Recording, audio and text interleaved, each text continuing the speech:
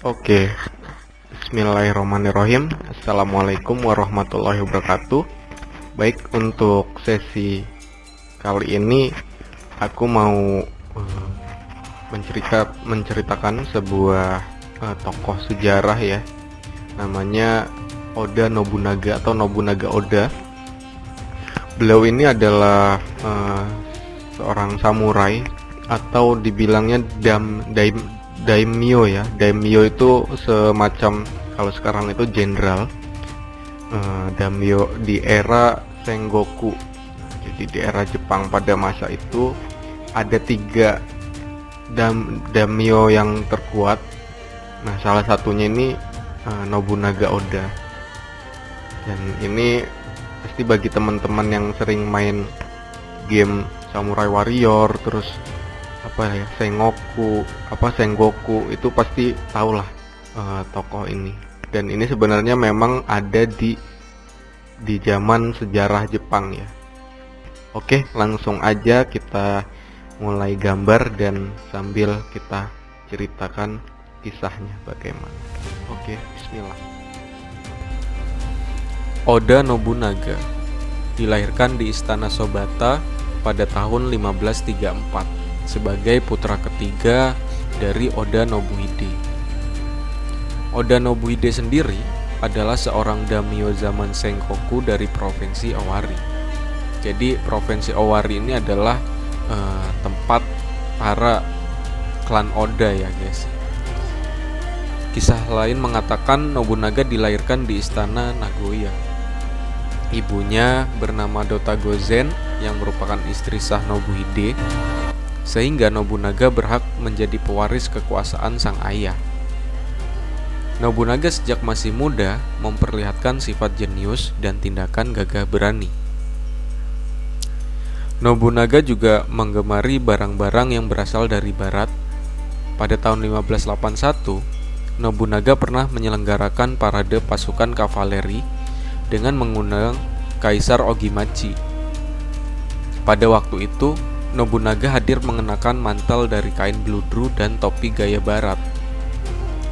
Di masa mudanya, kondisi klannya sebenarnya tidak begitu baik karena sering mengalami konflik internal, perselisihan.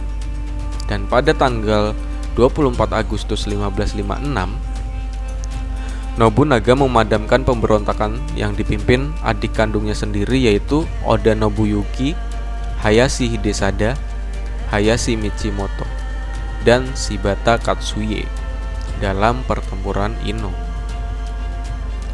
Oda Nobuyuki terkurung di dalam istana Suemori yang dikepung oleh pasukan Nobunaga. Karena keadaan tersebut, akhirnya sang ibu, yaitu Dota Gozen, datang untuk menengahi pertempuran tersebut, dan Nobunaga dimintanya untuk mengampuni Nobuyuki. Pada tahun berikutnya, 1557, Nobuyuki kembali menyusun rencana pemberontakan. Dan Nobunaga yang mendengar rencana ini dari laporan rahasia Shibata Katsuie, mengambil rencana dengan cara berpura-pura sakit dan menjebak Nobuyuki untuk datang menjenguknya ke istana Kiyosu. Nobuyuki sendiri dihabisi sewaktu datang ke istana Kiyosu. Jadi di dalam klannya sendiri saling sikut-sikutan ya guys ya, untuk mendapatkan memperebutkan tahta pemegang utama klannya ya. Kita lanjut ya. Dan pada saat itu Shiba Yoshimune dari klan Shiba menduduki jabatan Kanrei. Kekuatan klan Shiba sebagai penjaga provinsi Owari sebenarnya sudah mulai melemah, sehingga klan Imagawa dari provinsi Suruga, klan Mizuno, dan klan Matsudaira dari provinsi Mikawa bermaksud menyerang provinsi Owari. Sementara itu, perselisihan terjadi di dalam klan Oda yang terdiri dari banyak keluarga dan faksi. Klan Oda mengabdi selama 3 generasi untuk keluarga Oda Yamato no Kami.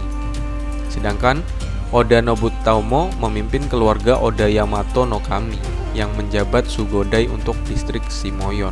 Nobunaga bukan merupakan garis keturunan utama klan Oda, sehingga Oda Nobutomo berniat menghabisi keluarga Nobunaga yang dianggap sebagai ancaman. Namun, karena kegigihan Nobunaga, akhirnya satu persatu orang yang ingin menghabisinya justru malah balik Nobunaga habisi. Wah. Dan dengan kegigihannya, akhirnya Nobunaga menjadi pemegang utama klan Oda di provinsi Owari. Gila, kerja kerasnya itu ya, saling sikut-sikutan. Dia juga dengan satu klannya itu juga ada yang merencana untuk menyingkirkan dia, tapi karena dia gigih ya, sehingga justru malah dia yang mendapatkan jabatan itu ya sebagai pemegang klan utama ya. Kita lanjut ya. Nah, dalam kepemimpinannya, Nobunaga menjalankan politik dasar bebas atau Rakuichi Rakuza dalam bentuk penghapusan sistem kartel dan pos-pos pemungutan pajak yang tidak perlu. Sehingga peredaran barang dan perekonomian berkembang dengan pesat. Nobunaga juga melakukan survei wilayah dan memindahkan tempat kediaman pengikutnya di kota sekeliling istana. Penghapusan sistem kartel hanya berlaku di daerah-daerah yang bisa dibebaskan dari kartel.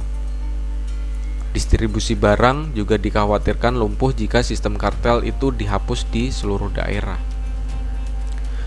Nobunaga lebih menghargai kemampuan daripada asal-usul keluarga. Hal ini bisa dibuktikan dari pengikut Nobunaga yang kemudian menjadi sukses seperti Takigawa Kazumasu dan Akechi Mitsuhide. Yang mana Akechi Mitsuhide ini dan Takigawa Kazumasu ini awalnya hanya seorang ronin ya. Ronin itu samurai tak bertuan, atau kalau era sekarang mungkin bisa dibilang freelancer gitu. Jadi dia nggak kerja, ada atasan gitu sendiri. Kemudian diangkat Nobunaga. Dan juga ada Kinoshita Tokichiro yang nantinya orang ini berganti nama Hideyoshi Toyotomi, dan ini termasuk daimyo terkuat juga ya selain Nobunaga. Nanti kita ada di sesi selanjutnya untuk menceritakan tokoh ini. Oke, kita lanjut. Nobunaga juga memanfaatkan upacara minum teh yang pada saat itu sedang lagi viral-viralnya ya, atau populer. Dan upacara minum teh ini oleh Nobunaga dimanfaatkan untuk sarana berpolitik dan bisnis dengan kalangan pengikutnya, dan juga samurai-samurai lain atau daimyo agar bisa menjalin kerjasama atau aliansi ya guys ya. Dan para pengikut Nobunaga ini karena upacara minum tehnya itu jadi menghargai tradisi upacara minum teh tersebut. Dan ada menurut aku sebuah hal yang paling gigi banget nih buat si Nobunaga ini ya. Ketika di pertempuran Okehazama sekitaran tahun 1560, di mana provinsi yang ia pegang yaitu Owari akan diserang oleh pasukan lawannya yang dipimpin oleh Imagawa Yoshimito dengan skuad prajurit sebanyak 20.000 sampai 40.000 pasukan. Dan bisa dibilang kalau mau duel war pun gak seimbang, karena provinsi Owari yang dikepalai oleh Nobunaga itu hanya sekitar 2.000 pasukan. Gila 20.000 pasukan nyerang Owari, sedangkan Owari itu cuman hanya 2.000 pasukan. 20.000 lawan 2.000. Itu kan gimana ya? Ya gak imbang kan. Namun yang GG-nya lagi, Nobunaga ini justru malah tetap tenang. Dia tetap masih slow gitu. Dan Nobunaga itu masih sempet-sempetnya nari dulu gitu. Dia kan seneng juga suka nari ya. Tarian namanya tuh Kwakamai. Boleh searching di Google, itu nari kipas gitu guys gitu. Nah, jadi tuh udah tahu provinsinya mau diserang sama musuh yang pasukannya 20.000 pasukan, dia cuma punya 2.000. Dia tuh masih sempet-sempetnya nari-nari dulu gitu.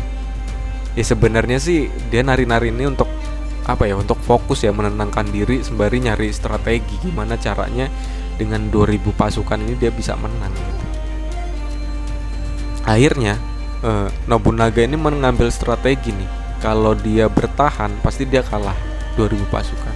Akhirnya dia ngambil pasukan strategi dengan serangan kejutan, yaitu dengan pasukan berkuda. Jadi 2000 pasukan itu dia pakai kuda, pasukan berkuda. Terus mereka nyerang dari atas bukit, langsung turun ke camp lawan secara dadakan di malam hari ya. Ketika pada malam itu pasukan lawan itu ya pada saat itu sebelum persiapan perang ya inilah sake dulu, mabok-mabokan dulu. Nah, dalam keadaan mabok, kesempatan nih buat pasukan Nobunaga nyerang dadakan dari atas bukit turun ke camp mereka. Dan pada serangan itu Nobunaga berprinsip bahwa sebesar dan sepanjang apapun ular, jika kita penggal kepalanya maka ular itu akan tumbang. Jadi bisa kita simpulin ya, bahwa Nobunaga dalam penyerangan ini nih berfokus ngebunuh langsung pemimpinnya, yaitu Imagawa Yoshimito, dengan harapan ketika pemimpinnya ini langsung dikalahkan, alhasil prajurit-prajuritnya juga akan berhenti untuk menyerang ya, karena kepalanya kan udah dikalahkan. Dan benar sesuai ekspektasi dan strategi Nobunaga, dari serangan atas bukit yang menurut Nobunaga itu adalah titik terdekat camp pemimpin dari musuh, hingga pada pertempuran itu terbunuhlah si Imagawa ini guys, yang akhirnya berefek pada jatuhnya mental pasukan si Imagawa, yang kemudian lari tunggang langgang untuk mundur dari pertempuran, sehingga pertempuran ini dimenangkan oleh Nobunaga. Dan dengan pertempuran yang terlihat sangat GG ini, 2000 menang melawan pasukan puluhan ribu, akhirnya naiklah reputasi Nobunaga Oda, dan namanya mulai banyak dikenal di sekitaran Jepang oleh samurai-samurai lain. Keren ya.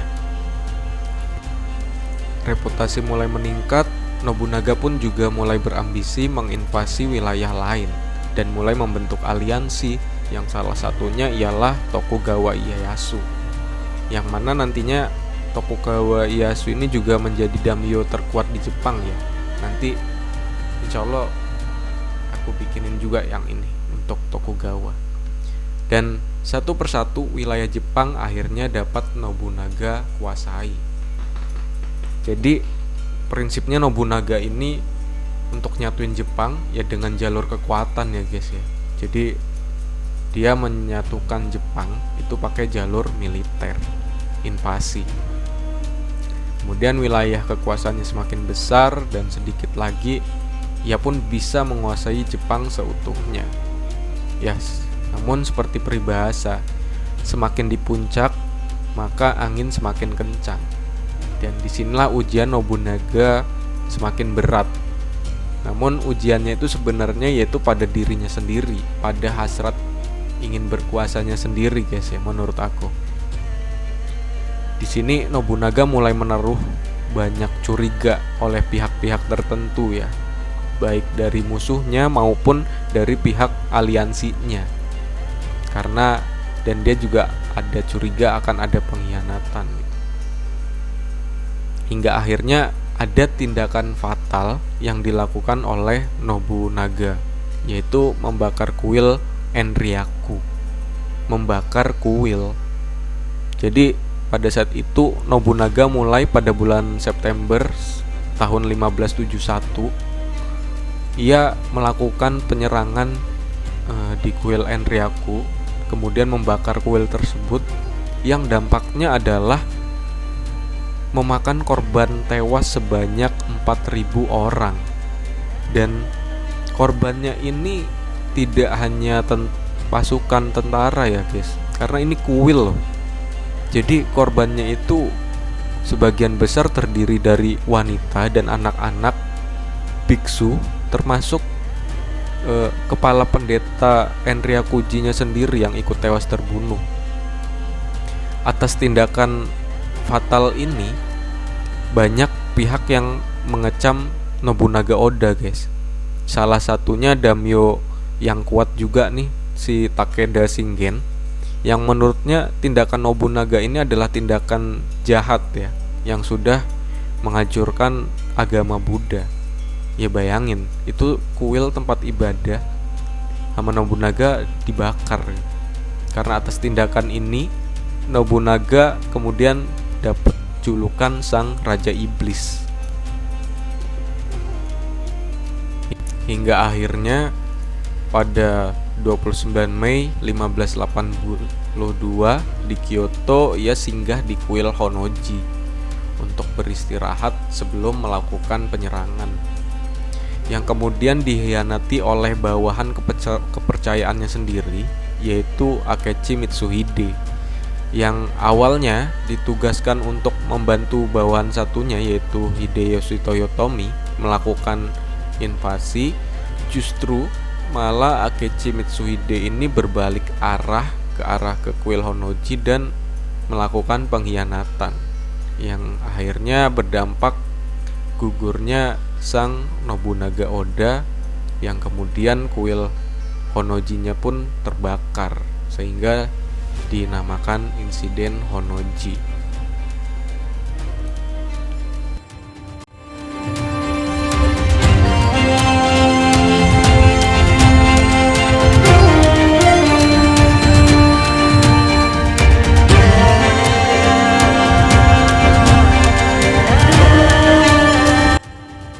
Oke teman-teman, itu tadi kisah dari tokoh Oda Nobunaga, sebuah daimyo Jepang di era Sengoku ya.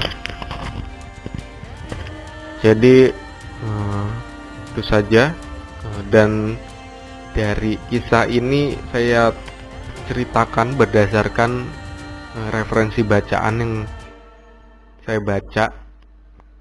Ini saya cantumkan. Setelah ini akan ada beberapa tokoh-tokoh di zaman sejarah yang saya angkat dan saya gambar, dan juga ilustrasi yang saya buat ini hanya berdasarkan imajinasi saya aja ya teman-teman ya, bukan akurat dari tokoh Nobunaga sebenarnya gitu.